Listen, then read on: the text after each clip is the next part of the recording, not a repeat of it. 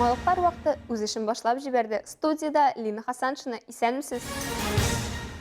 Спорт һәм сәламәт яшәү рәвеше девизы астында Әлмәттә яшьләр көне узды. Татнефть компаниясе генераль директоры урынбасары Азат Ягафаров туган мәктәбендә кунакта.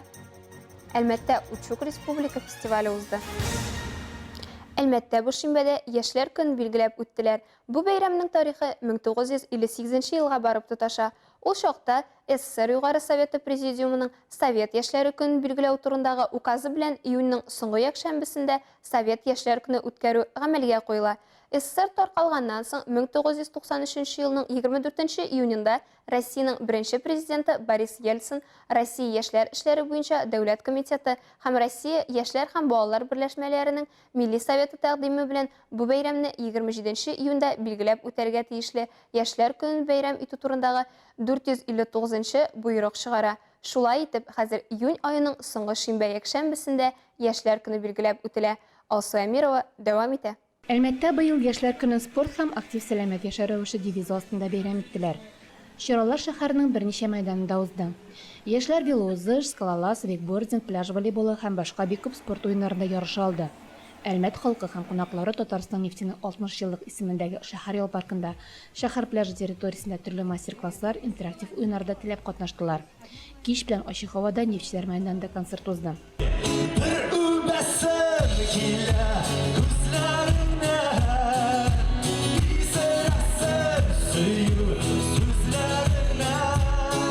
Концертта популяр җырчы Илназ Сафиуллин шулай Мингазов беренче татар кавер төркеме чыгыш ясады.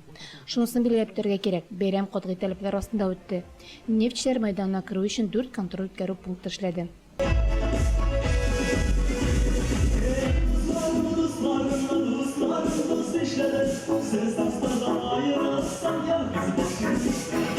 Әлмәт шәһәре һәм районы буенча балалар һәм яшьләр эшләре идарәсе начальнигы Илнур Фисхетдин әйтүенчә, Әлмәт шәһәре һәм районында 60 меңнән артык яшь кеше яши. Бу санның күплеге яшьләр политикасы буенча яңа федераль законга бәйле рәвештә артты. Аның нигезендә 35 яшькә кадәрле кешеләрне яшьләр категориясенә кертәләр.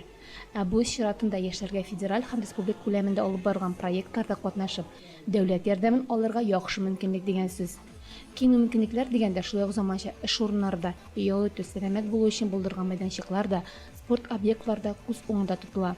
Буларның барысы нефтчеләр башкаласы булган Әлмәттә генә түгел, тулай республикада да дәүләт программалары һәм Татнефть компаниясе ярдәмендә булдырыла. Бу хакта үз чыгышларында район башлыгы Тимур Нагманов та билгеләп үтте. Концерт вакытында Татнефть җәмгыятенең 5нче яшьләр спартакиадасы җиңүчеләрен бүләкләү тантанасы узды. Татнефть җәмгыятенең яшьләр комитеты рәисе Дмитрий Несмин яшьләрнең компания үсешенә кергән бәхәтсез өлешен ассызыклады. Мингазов кавер группасы выступает хәзер Рауф Ифаекны көтәбез. Бүтән оештыручыларга һәм Татнефть компаниясенә бик зур рәхмәт. Әлмәттә һәрвакыт барда на высшем уровне проходит. Концерт яшьләр арасында популяр Мэригу, Зомб, Рауф Ифаек дигән рус артистлар белән дәвам ителде. Бу бәйрәм нык матур, нык әйбәт җырчылар килгән, молодежь өчен нык кызык. Шушы бәйрәм өчен нык зур рәхмәт. Без нык шатбыз. Станир Галимия Хамидуллин, Рафаэль Сафин, Дамир Курбанов, яңалыклар вакыты Лучший Әлмәт телекомпаниясе. Билгеләп үтелгәнчә, яшьләр көне спорт һәм актив сәламәт яшәү рәвеше девизы астында узды. Шуңа күрә көн дәвамында уздырылган чараларның күпчелеге төрле спорт ярышлары булды. Берничә бүлектән торучы велоузыш балалар лигасы белән башланды. Анда 11 яшьтән 14 яшькәчә балалар 4 километр дистанция узды. Зур стартта исә 400-гә якын спортчы Тур де Татарстан Альметьевск ярышы кысаларында 25, 50 һәм 100 чакрым ара узарга тиеш иде. Дистанция Шевченко урамыннан башлана һәм шәһәр читенә федераль трассага кадәр чыга. Бер әйләнеш 25 чакрым тәшкил итә. Кызу һава торышын күздә тотып 4 круг узучылар өчен бу җитди сынау. Шуңа да 100 километр араны гомуми катнашучыларның яртысы гына җиңеп чыкты. Ярышта катнашучылар арасында Яршаллы, Башкортстан һәм Самар өлкәләреннән килгән спортчылар бар. Әлмәтлеләр дә шактый. 11 яшьтән инде 20 елдан артык велоспорт белән шөгыльләнәм. Спортчылар, һәвәскәрләр һәм теләүчеләр өчен төркемле 100 километр ярышларында катнашам. Җиңәргә дип килдем. Үзем һәвәскәр. Традицион медальләр һәм җиңүчеләргә кубокларны Тимерманнан бүләк фонды әзерләгән. Мондый стартларда приз өчен катнашмыйлар. Бигрәк тә һәвәскәрләр өчен бу зур мавыгу үзенчәлекле көтеп ала торган чара. Велоузышлар еш үткәрелми, чөнки зур территорияны кулашлый, ә бу үз чиратында юлларны ябуны таләп итә, ди Әлмәт районы физик культура, спорт һәм туризм идарәсе башлыгы Дмитрий Бакалдин. Сегодня Альметьевск принимает Әлмәт спорт шәһәре. Күптән түгел триатлон уздырдык, инде хәзер велоузыш. Август башында триатлон буенча Россия беренчелеген планлаштырабыз. Үткәрербез дип уйлыйбыз. Бу зур чарага бөтен Россиядән 400-гә якын спортчы киләчәк. Шәһәребез халкын сәламәтләндерү, сәламәт җәмгыять булдыру юнәлешендә эшләү илебез, шәһәребез башлыгы һәм Татнефть компаниясе куйган максат. Аңа ирешү өчен масштаблы спорт чаралары уздыру мөһим. Шәһәр паркы һәм пляжында узган спартакиада 480 кеше катнашты. Стритбол, пляж волейболы, воркаут, катамараннарда узыш, кыяга менү, вейкбординг һәм шахмат уйнау буенча оештырылган ярышларда катнашкан һәркем зур чараның бер өлеше итеп хис итте. Алина Фәтхетдинова кыяга менү белән профессиональ дәрәҗәдә шөгыльләнмәсә дә, ярышларда үзен сынап карыйсы иткән. Стоит сказать, что скалолазание... Карап тоешка кыяга менгәндә кул көче таләп ителгән кебек булса да, чынлыкта исә аякка басым ясала. Шуңа кыяга менү биеклектән куркмаудан башка физик әзерлек тә таләп итә. Ярышлар уздыру бик шәп. Яшьләрдә спортка мәхәббәт тәрбияләү мөһим икәнне аңлыйбыз, чөнки сәламәт хезмәткәрләр, яхшы хезмәткәрләр, беркемгә дә хезмәткәрләрнең чирләве кирәкми бит, ди Татнефть компаниясе яшьләр комитеты рәисе Дмитрий Несмин. Шуңа күрә спорт үсеше компаниянең мөһим сәясәте булып тора да. Очень важно прививать. Без һәрчак спортны үстерү яклы. Шушындый спортчан бәйрәмнәр белән без үзебезнең хезмәткәрләрдә спортка мәхәббәт уятырга телибез.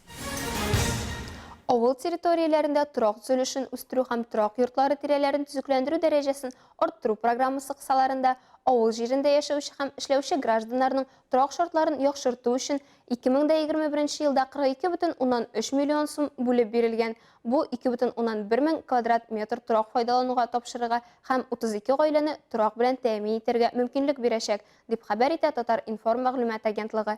Әлеге программа авыл халкын һәркем ала алырлык һәм уңайлы торак белән тәэмин итү өчен шартлар тудыруны, кадрлар потенциалын үстерүне, инфраструктураны булдыруны күздә тота. Анда катнашу өчен авылда яшәргә, авыл хуҗалыгы комплексында яки социаль өлкәдә кимендә 1 ел эшләргә, торак шартларын яхшыртуга мохтаҗ дип танылган булу шарт. Моннан тыш торак төзү яки сатып алу өчен исәпләнгән бәянең кимендә 30% кертерлек мөмкинлеген дә булырга тиеш. Субсидияләр торак йорт төзү яки сатып алу өчен бирелә. Аның күләме торак бәясенең 70%-на кадәр тәшкил итәчәк. Ул федераль һәм республика бюджетлары акчалары исәбеннән бирелә. Моннан тыш программа нигезендә тораклы булган гражданнар эшләгән урыннарында кимендә 5 ел хезмәт яки эшмәкәрлек эшчәнлеген дәвам итәргә тиеш. Мәктәп еллары һәркемнең тормышында иң истәлекле, кадерле еллар булып истә кала. Азнакай шәһәре һәм районы мәктәпләренең чыгарылыш сыйныф укучылары мәктәп белән саубуллашып, олы тормыш юлына аяк басалар. Шәһәрнең 5-нче мәктәбендә уздырылган чарада мәртәбәле кунак Татнефть компаниясе генераль директоры урынбасары Азат Ягафаров катнашты.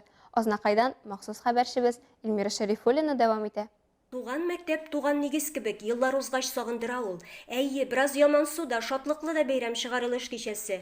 Шушы истәлекле көндә үзенең белем алып чыккан туган мәктәбен сагынып, Азнакайның 5-нче гомуми белем бирү мәктәбендә узган 9-нчы сыйныфны тәмамлаучыларга аттестатлар тапшыру чарасында дәрәҗәле кунак Татнефть акционерлык җәмгыяте генераль директоры урынбасары Азат Ягафаров булды.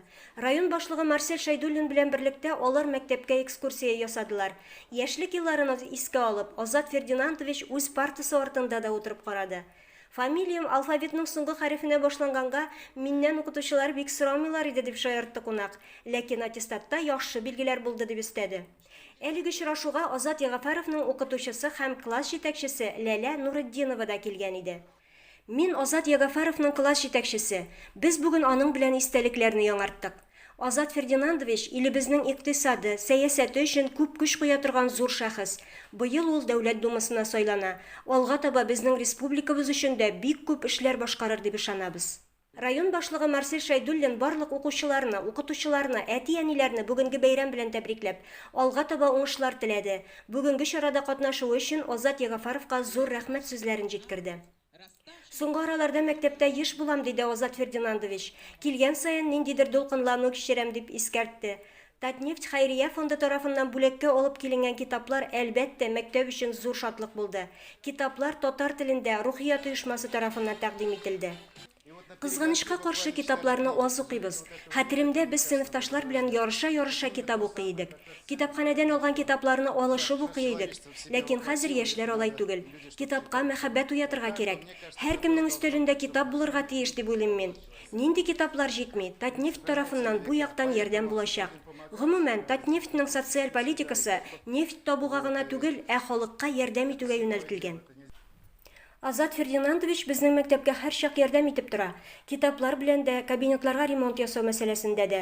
Бүген ул шулай ук зур бүләк белән килде. Татар телендә әдәби китаплар алып килде. Гомумән, мәктәпнең уңышлары зур. 9нчы сыйныфны бер укучы кызыл аттестат белән тәмамлады. 11нче сыйныфта 7 медалист чыга. Имтиханны 100 балга язган укучыбыз бар. Алда юллар кайсын сайларга, юллар чакыра әллә кайларга. Бүген чыгарылыш сыйныф укучылары үзләренә олы юл сайлыйлар. Нинди юлны сайлыйлар, кем булалар, барысы да үзләреннән тора. Азнакайда чыгарылыш кичәләре иң элек мәктәпләрдә башланып китте. Соңыннан барысы да шәһәрнең юбилейный стадионында җыйналдылар. Күңелле дә, бераз дулкынландыргыч та булган тантаналы чара чыгарылыш сыйныф укучыларының вальс әйләнүе белән ачылып китте. Азнакай муниципаль районы башлыгы Марсель Шайдуллин барлык укучыларны, укытучыларны, әти-әниләрне бүгенге зур күркәм бәйрәм белән тәбрик итте. Чын күңелдән барыбызны да шушы матур бәйрәм белән тәбрик итәм. Барыбызны да. Бик зур рәхмәт сезгә, хөрмәтле балаларыбыз, мәктәп директорлары, завучларыбыз, укытучыларыбыз. Сез тырышып хезмәт куйдыгыз. Бик яхшы уңышларыбыз, Аллага шөкер. Балаларыбыз исән-сау булсыннар, яхшы иттереп безне һәр вакыт шатландырсыннар. Мы гордимся вами, мы любим вас, дорогие выпускники. С праздником! Бәйрәм белән! Теләгән уку йортларында укып, белем алып, туган төбәгебезгә әйләнеп кайтырга өндәде.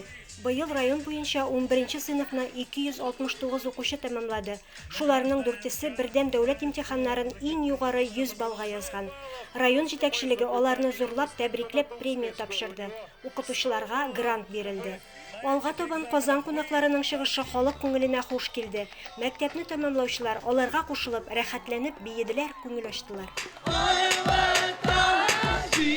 Эльмира Шәрифуллина, Рөстәм Атбаров, яңалыклар вакыты, Луч, Әлмәт телекомпаниясе.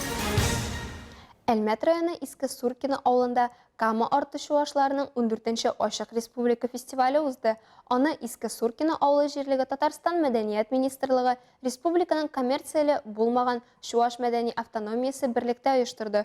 Учук фестиваленең максаты төрки халыкларының бер вәкиле булган чуашларның борынгы мәдәниятен саклап калу һәм үстерү, гаилә кыйммәтләрен ныгыту.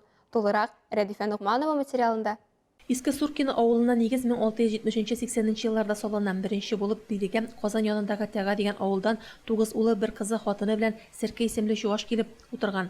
Көчләп чукындыру сәясәтеннән качып утырган гаилә белән мәчүсе чуашлар үз йолаларын да алып килә. Шул йолаларның иң зуры Тура Алласына корбан чалып, барлык тереклек ияләренә саулык, муллык, бәрәкәт сораган Учук йоласы.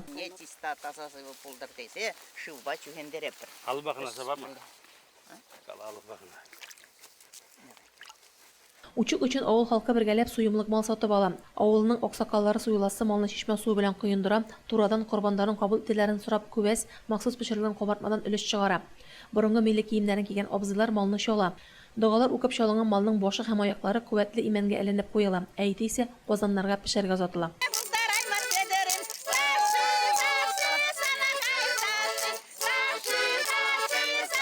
Биредә кунакларның һәрберен куймак һәм күбәс белән сыйлап каршылап торалар. Фестиваль форматын алып уздырыла башлагач та, бу 2007 ел кунаклар каршында чиратлашып, я яңгыр боткасы, я Учук йоласын күрсәтеп килделәр.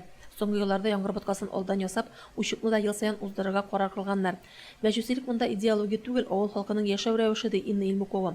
Учукны фестиваль дәрәҗәсендә күтәреп оештыра башлаган кеше буларак Инна Ивановна борынгы чуашлар хакында бик озак һәм тәмле итеп сөйли. Безнең өчен барда тере, җирдә, агачларда, шуңа да мәҗүсилек, мөселман православие динен тотучы авыл халкы үзара дус тату итеп яшәү үрнәге булып тора. Чөнки без табигать белән бер булып яшәргә күнеккән, ди ул. Кама арты чуашларының 14нче Ачык фестивале биредә 14нче тапкыр уздырыла. Һәм фестиваль саен биредә Удюк йоласыннан тышта яңа төрле йолаларны күрсәтергә тырышалар.